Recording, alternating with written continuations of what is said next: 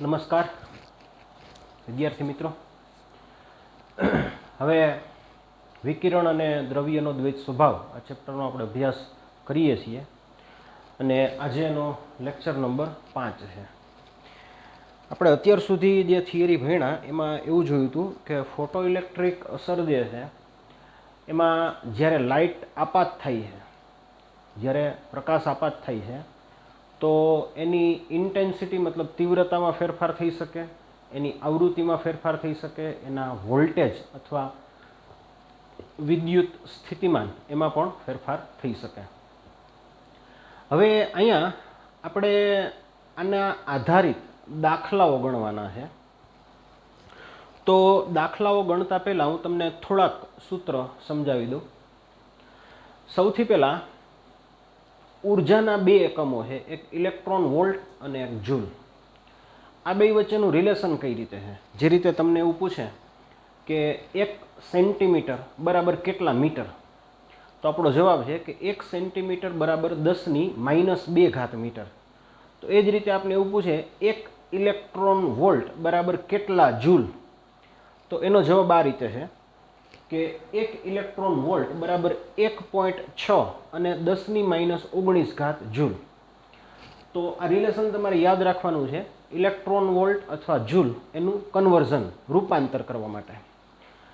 પછી 11મા ધોરણના બે સૂત્રો, તીવ્રતા બરાબર પાવરના છેદમાં ક્ષેત્રફળ, તીવ્રતા બરાબર પાવરના છેદમાં ક્ષેત્રફળ અને પાવર બરાબર ઉર્જાના છેદમાં સમય। આ તમને આવડે જ છે, આમાં કંઈ નવું નથી। તો તીવ્રતા બરાબર પાવરના છેદમાં ક્ષેત્રફળ 11મા ધોરણમાં ભણી ગયા છીએ અને પાવર બરાબર ઉર્જાના છેદમાં સમય આ પણ 11મા ધોરણમાં ભણી ગયા છીએ। હવે પ્રશ્ન છે ઉર્જાનો। તો ઉર્જા માટે આ રીતે સમજો કે કોઈ પણ પ્રકાશીય કણ હોય, કોઈ પણ પ્રકાશીય કણ છે તો એના માટે શબ્દ વપરાય છે ફોટોન, બરોબર। કોઈ પણ પ્રકાશીય કણ જે છે એના માટે શબ્દ વપરાય છે ફોટોન। આપણે આ ચેપ્ટરમાં આગળ ભણશું ફોટોન સ્વરૂપના ગુણધર્મ, બરોબર। તો ફોટોન માટે 3 વસ્તુ સમજવાની છે। સૌથી પહેલા આ જે ફોટોન છે એની આવૃત્તિ, બીજું એની તરંગ લંબાઈ અને ત્રીજું એની ઝડપ, બરોબર। તો આ 3 વસ્તુ છે, આ 3 વસ્તુ છે। એક એની આવૃત્તિ, એક એની તરંગ લંબાઈ અને એક એની ઝડપ। હવે જુદી જુદી ટાઈપના ફોટોન એની ઝડપનો અભ્યાસ કરવામાં આવ્યો તો એવું જોવા મળ્યું કે એની ઝડપ જે છે એ 3 ગુણાકારમાં 10⁸ ઘાત હોય છે, 3 ગુણાકારમાં 10⁸ ઘાત। તો આ જે ઝડપ આપને મળી, આ ઝડપ કેટલી મળી? 3 ગુણાકારમાં 10⁸ ઘાત મીટર પ્રતિ સેકન્ડ, 3 ગુણાકારમાં 10⁸ ઘાત મીટર પ્રતિ સેકન્ડ। અને આને એક અચળાંક તરીકે લેવામાં આવ્યું, તો આ અચળાંકને સંજ્ઞા આપવામાં આવી c। તો આ જે ઝડપ છે, આ જે ઝડપ છે એને આપણે સંજ્ઞા આપી દીધી કે આ જે ઝડપ છે આની સંજ્ઞા છે c। અને આનું રિલેશન આ રીતે છે કે c બરાબર લેમડા ઇન્ટુ ન્યુ, બરોબર। c બરાબર લેમડા ઇન્ટુ ન્યુ। અને શબ્દમાં સમજો તો ઝડપ અથવા વેગ એ ગુણાકાર છે કોનો કોનો? તરંગ લંબાઈ અને આવૃત્તિનો। તો આના ઉપરથી બીજી વસ્તુ એ પણ સમજો કે new equal to c upon lambda. આવૃત્તિ, ધ્યાનથી જુઓ, આવૃત્તિ અને તરંગ લંબાઈ એકબીજાના વ્યસ્ત પ્રમાણમાં છે। આવૃત્તિ અને તરંગ લંબાઈ એકબીજાના વ્યસ્ત પ્રમાણમાં છે। આનો મતલબ એવો થયો કે જેની તરંગ લંબાઈ ઓછી હોય એની આવૃત્તિ વધારે હોય, જેની તરંગ લંબાઈ ઓછી હોય એની આવૃત્તિ વધારે હોય। જેમ કે રેડિયો તરંગો છે, રેડિયો તરંગો, તો રેડિયો તરંગો છે એની તરંગ લંબાઈ વધારે છે માટે આવૃત્તિ ઓછી છે। ગેમા તરંગો છે એની તરંગ લંબાઈ ઓછી છે માટે આવૃત્તિ વધારે છે। લાલ રંગનો પ્રકાશ તરંગ લંબાઈ વધારે છે માટે આવૃત્તિ ઓછી છે। જાંબલી રંગનો પ્રકાશ છે એના માટે તરંગ લંબાઈ ઓછી છે માટે આવૃત્તિ વધારે છે। તો આ ફિઝિક્સ અને કેમિસ્ટ્રી બે માટે યાદ રાખો, જેની તરંગ લંબાઈ વધારે હોય એની આવૃત્તિ ઓછી હોય, મતલબ એકબીજાના વ્યસ્ત પ્રમાણમાં. હવે આને આધારે ફોટોનની ઉર્જા કઈ રીતે નક્કી થાય?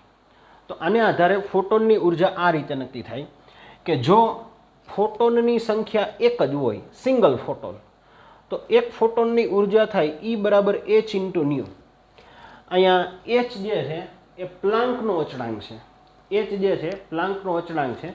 એની કિંમત તમને રકમમાં આપેલી હશે, એપ્રોક્સિમેટલી 6.63 અને 10⁻⁻34 જૂલ ઇન્ટુ સેકન્ડ. આ પ્લાન્કના અચળાંકનું મૂલ્ય છે, પણ એ રકમમાં આપેલું હશે. તો પેલી શક્યતા છે. હવે મેં તમને હમણાં સમજાવ્યું કે આવૃત્તિની જગ્યાએ શું લખી શકાય. તો આવૃત્તિની જગ્યાએ લખી શકાય C/λ. આવૃત્તિની જગ્યાએ લખી શકાય C/λ. તો અહીંયા આપણે લખી નાખ્યું C/λ. હવે માની લ્યો ફોટોનની સંખ્યા 15 હોય તો આનો ગુણાકાર 15 થી કરી નાખો. ફોટોનની સંખ્યા 200 હોય તો આનો ગુણાકાર 200 થી કરી નાખો. ફોટોનની સંખ્યા 5000 હોય તો આનો ગુણાકાર 5000 થી કરી નાખો. આપણે એવું માની લઈએ છીએ કે ફોટોનની સંખ્યા n છે. હવે જો ફોટોનની સંખ્યા n હોય તો આ સૂત્ર ફરીથી એમનેમ જ છે. આ એક ફોટોન માટે છે, આ એક ફોટોન માટે છે, અને આ જે સૂત્ર છે એ ફોટોનની સંખ્યા કેટલી n હોય એના માટે છે. બરાબર? તો આ સૂત્ર તમારે ખાસ યાદ રાખવાના છે અને આનો ઉપયોગ વારંવાર આવશે. હવે આ સૂત્ર ટેક્સ્ટ બુકમાં આપ્યા નથી, તો તમે એક નોટબુકમાં આટલા સૂત્રનું લિસ્ટ બનાવી નાખો. હું તમને અમુક મુદ્દાઓ ફરીથી કહી દઉં છું, ફિઝિક્સ અને કેમિસ્ટ્રી બે માટે યાદ રાખો. આવૃત્તિ અને ઉર્જા સમપ્રમાણમાં હોય. આવૃત્તિ અને ઉર્જા અને તરંગ લંબાઈ વ્યસ્ત પ્રમાણમાં હોય. ફરીથી કહું છું, આવૃત્તિ વધારે હોય તો ઉર્જા વધારે હોય, તરંગ લંબાઈ વધારે હોય તો ઉર્જા ઓછી હોય. ઉર્જા અને આવૃત્તિ એકબીજાના સમપ્રમાણમાં છે, ઉર્જા અને તરંગ લંબાઈ એકબીજાના વ્યસ્ત પ્રમાણમાં છે. તો આનો ઉપયોગ વારંવાર આવશે. તો આટલા જે સૂત્ર છે આ સૂત્રને એક બુકમાં લખી લ્યો નોંધ તરીકે, પછી આપણે આનો ઉપયોગ કરી અને દાખલા ગણશું.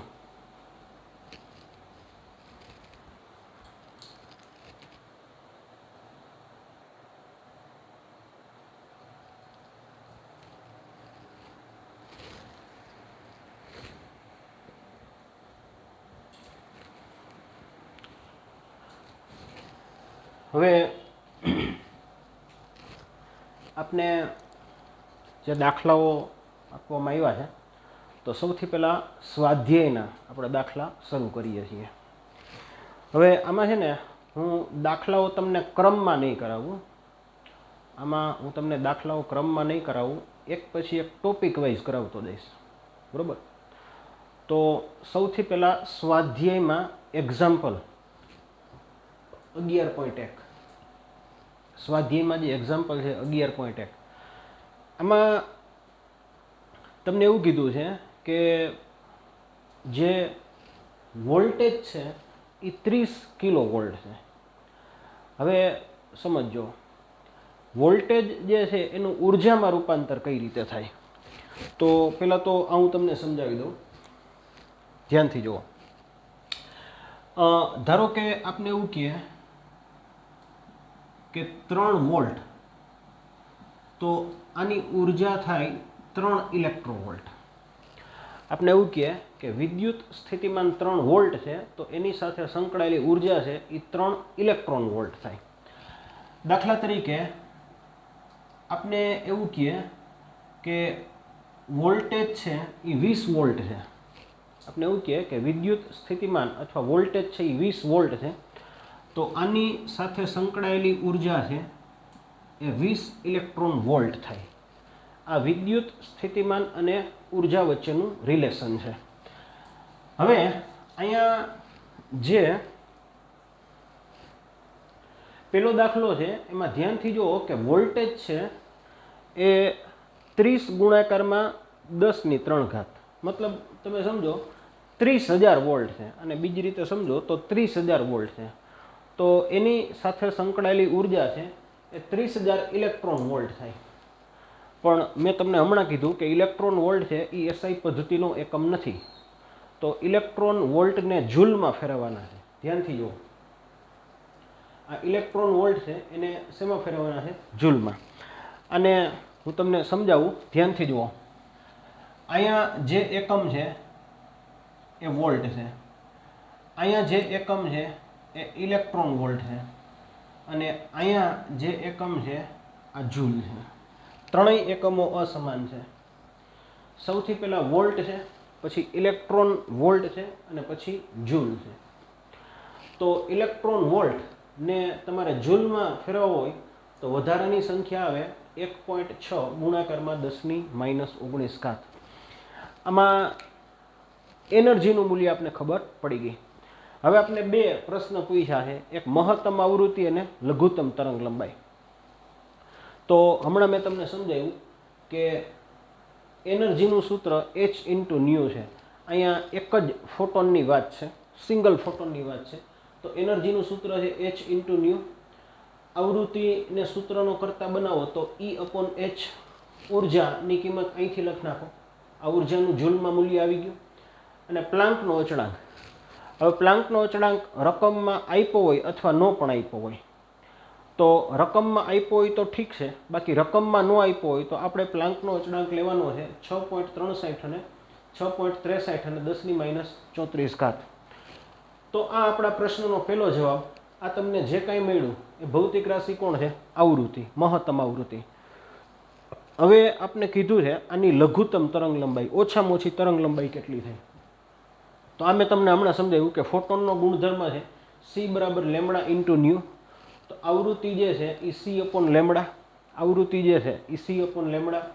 Cની કિંમત તમને ખબર છે 3 ગુણાકારમાં 10⁸ ઘાત, અને આવૃત્તિ ઉપરથી લખી નાખો.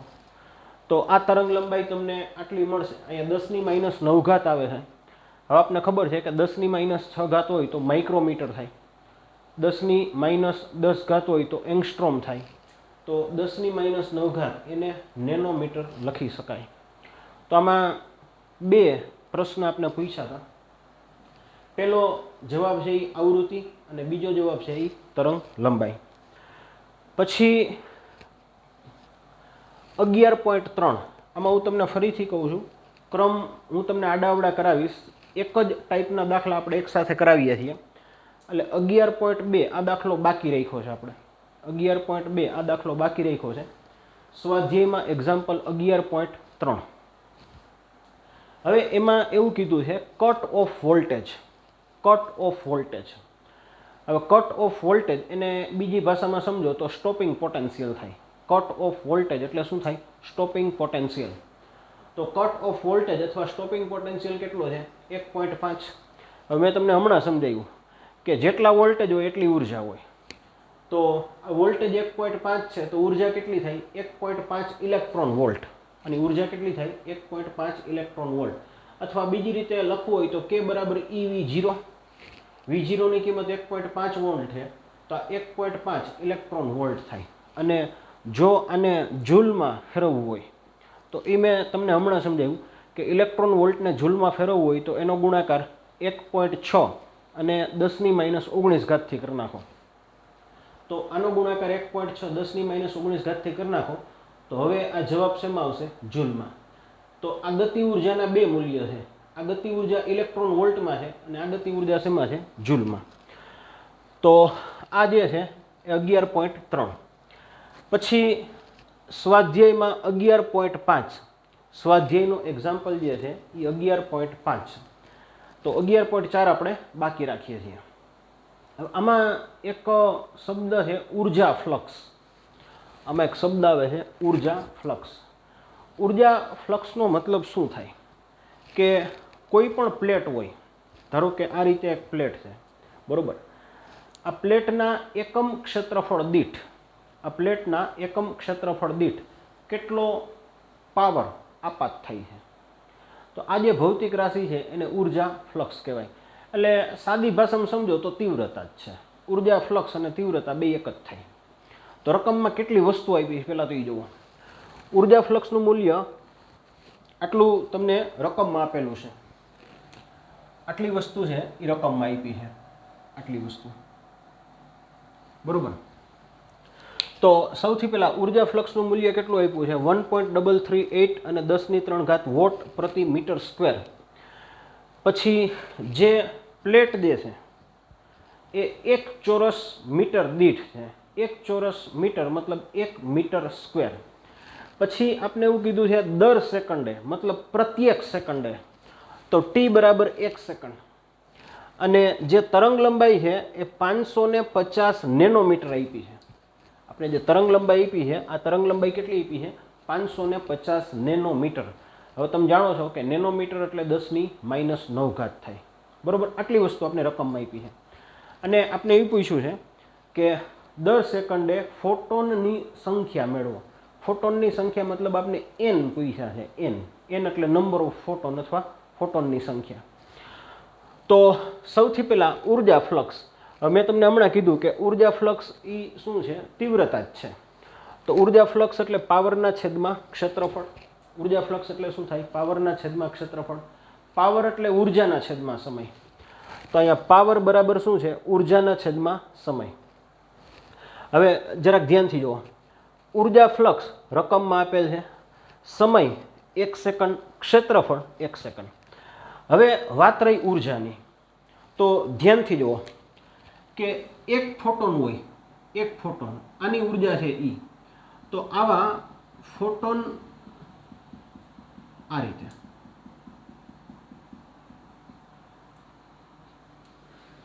એક સિંગલ ફોટોન છે એની ઉર્જા છે E.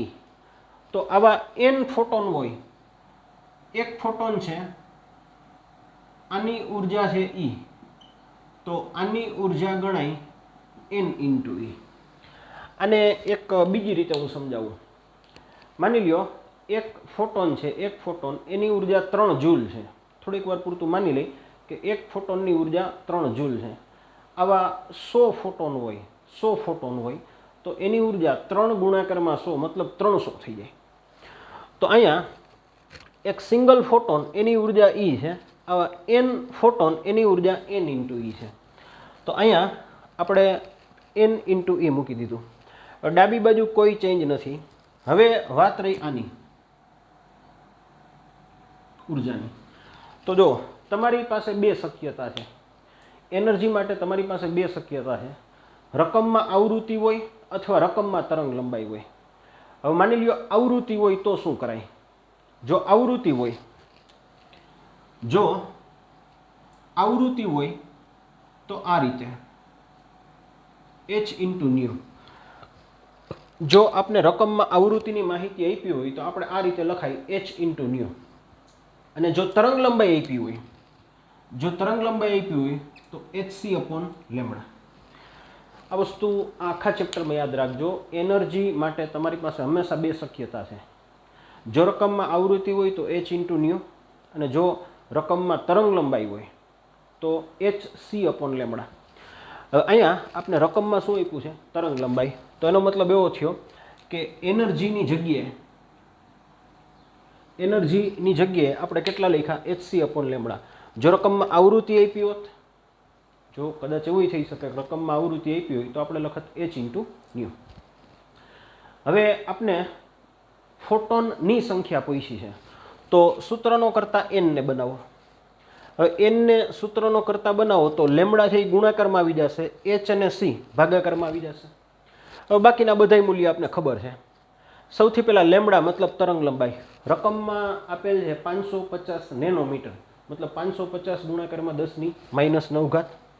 h આપણે ખબર જ છે 6.63 અને 10⁻34. અને c આ આપણે ખબર છે 3 ગુણાકારમાં 10⁸. હવે આ જે કાંઈ જવાબ આવ્યો,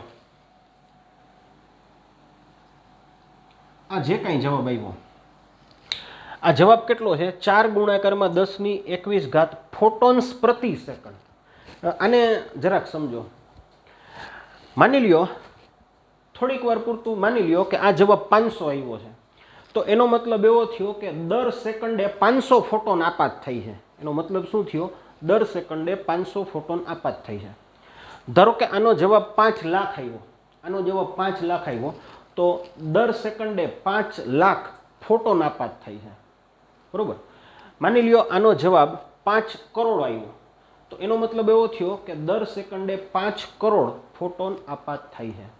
હવે તમે ઇમેજિનેશન કરી શકો છો કે આ કેવડી મોટી સંખ્યા છે. હવે માની લ્યો અહીંયા 10 ની 3 ઘાત હોય તો 4000 થાય, અહીંયા 10 ની 5 ઘાત હોય તો 4 લાખ થાય, અહીંયા 10 ની 7 ઘાત હોય તો 4 કરોડ થાય. તો તમે ઇમેજિનેશન કરી શકો છો કે દર સેકન્ડે ફોટોનની સંખ્યા ખૂબ જ વધારે છે. તમે હવે પ્રેક્ટિકલી વિચારો તો આ અનંત જેવું થઈ ગયું છે. એટલા માટે નંબર ઓફ ફોટોનની સંખ્યા ખૂબ વધારે છે, બરોબર. તો આટલી વસ્તુ ધ્યાનમાં રાખવાની. હવે આમાં એક વસ્તુ તમારે વારંવાર આવશે, એટલે હું તમને બરોબર કહી દઉં છું. જ્યાં તમારે એનર્જીનું સૂત્ર મૂકવાનું થાય, જ્યાં તમારે ઈ મતલબ એનર્જીનું સૂત્ર મૂકવાનું થાય, તો તમારી પાસે બે શક્યતા છે. જો રકમમાં આવૃત્તિ વિશે માહિતી હોય, જો રકમમાં આવૃત્તિ વિશે માહિતી હોય તો તમારે કયું સૂત્ર મૂકવાનું છે? આપણી પાસે બે શક્યતા છે, આ રીતે. જો રકમમાં આવૃત્તિ વિશે માહિતી આપી હોય તો આ સૂત્ર મૂકવાનું h/ν, અને જો રકમમાં તરંગ લંબાઈ વિશે માહિતી આપી હોય તો E બરાબર hc/λ. તો આ બે જે સૂત્ર છે એનો તમારે એક્ઝામ્પલમાં વારંવાર ઉપયોગ કરવાનો થશે.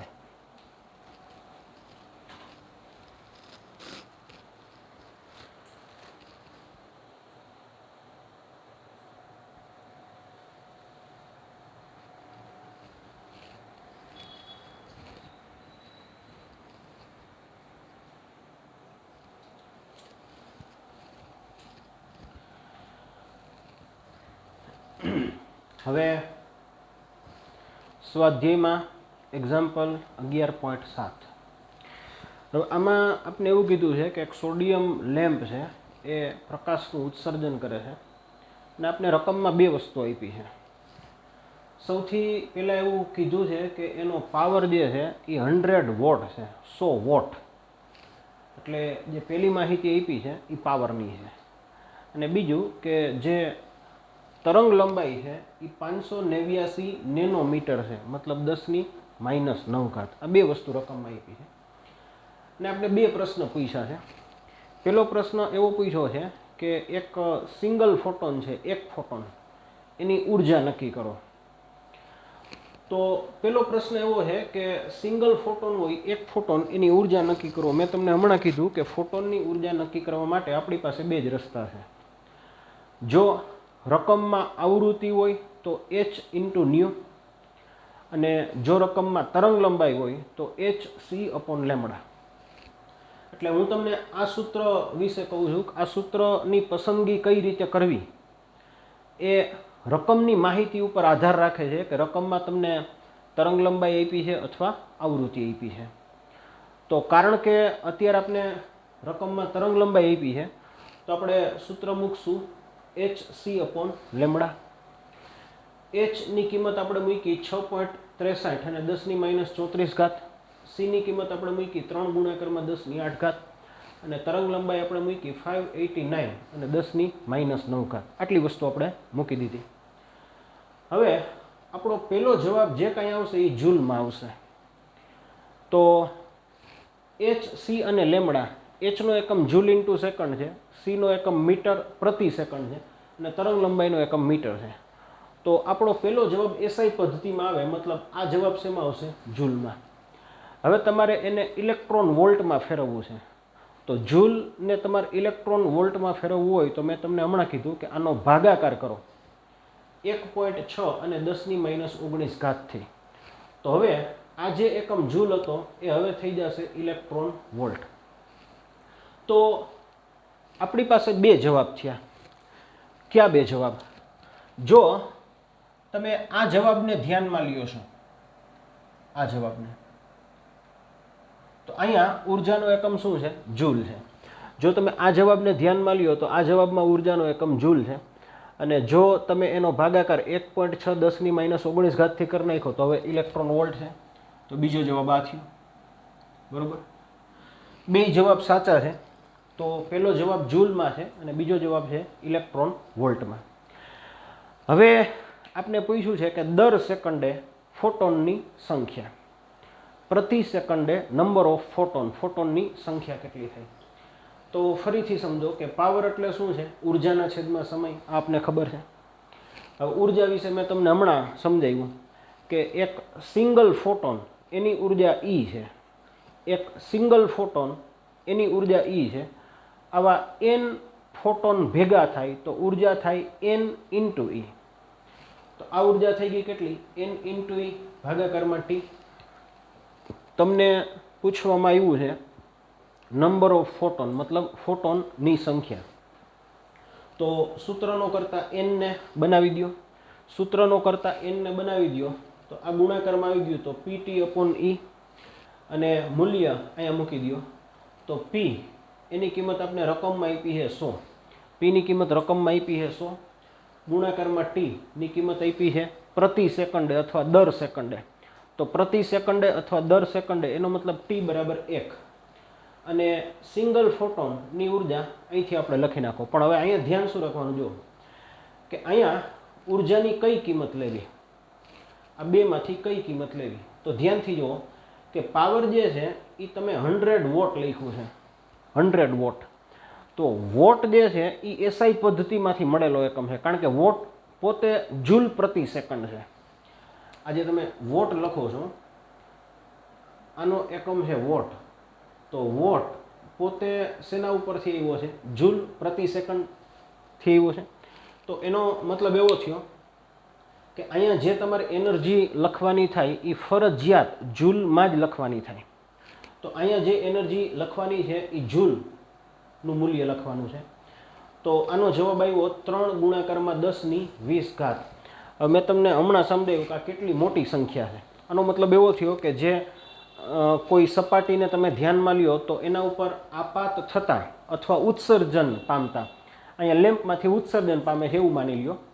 તો અહીંયા લેમ્પમાંથી ઉત્સર્જન પામતા ફોટોનની સંખ્યા કેટલી છે? 3 ગુણાકારમાં 10⁻20, જે અતિશય વધારે સંખ્યા છે.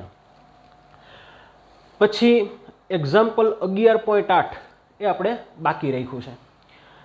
હવે 11.9 એમાં આપણે એવું કહેવામાં આવ્યું છે કે કોઈ પણ એક સપાટી છે, ધારો કે આ એક ધાતુની સપાટી છે અથવા કોઈ અન્ય મટીરિયલ છે, કોપર, એલ્યુમિનિયમ, કોઈ પણ તમે ધ્યાનમાં લઈ લો. હવે એના ઉપર લાઇટ આપાત થાય છે, પ્રકાશ આપાત થાય છે. તો આપણે પ્રશ્ન એવો પૂછ્યો છે કે આમાંથી ફોટો ઇલેક્ટ્રોનનું ઉત્સર્જન થાય કે ન થાય, અથવા ફોટો ઇલેક્ટ્રિક અસર જોવા મળે કે ન મળે.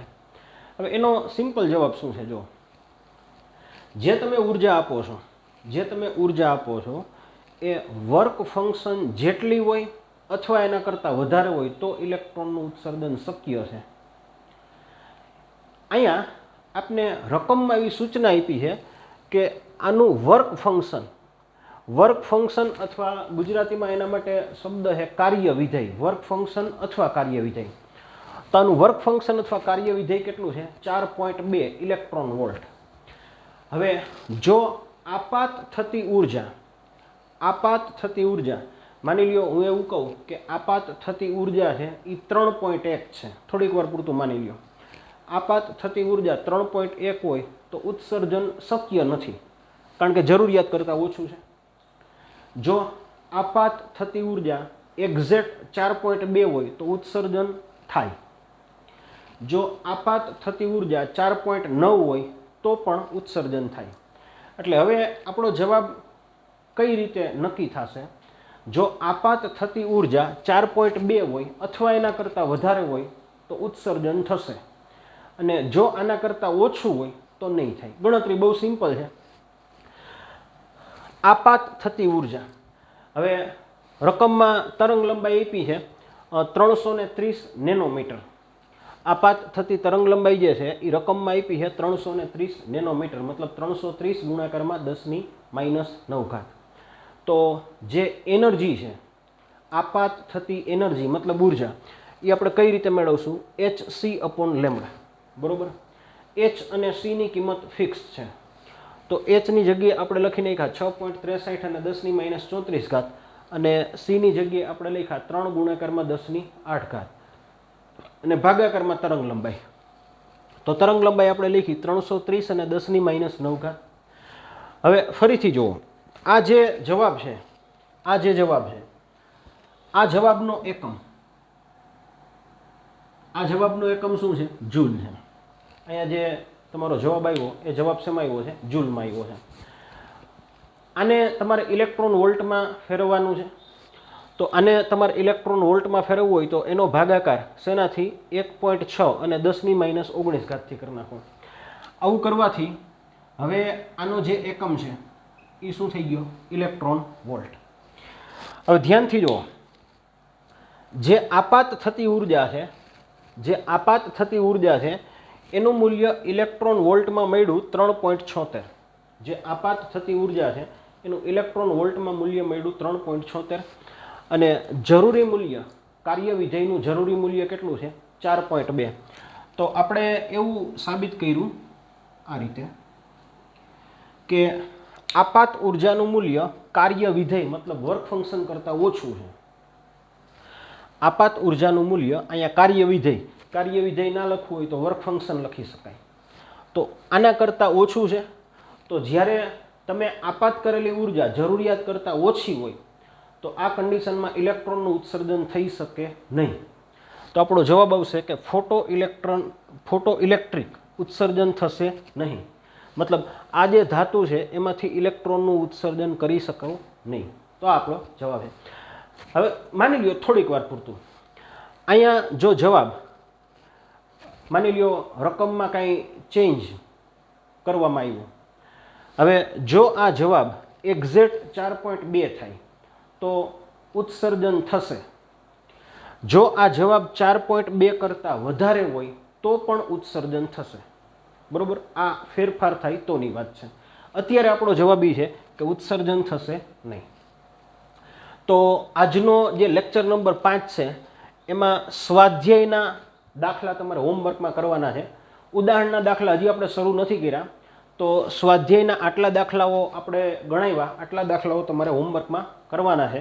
તો અહીંથી ફરીથી નેક્સ્ટ લેક્ચરમાં કન્ટિન્યુ કરશું. Thank you.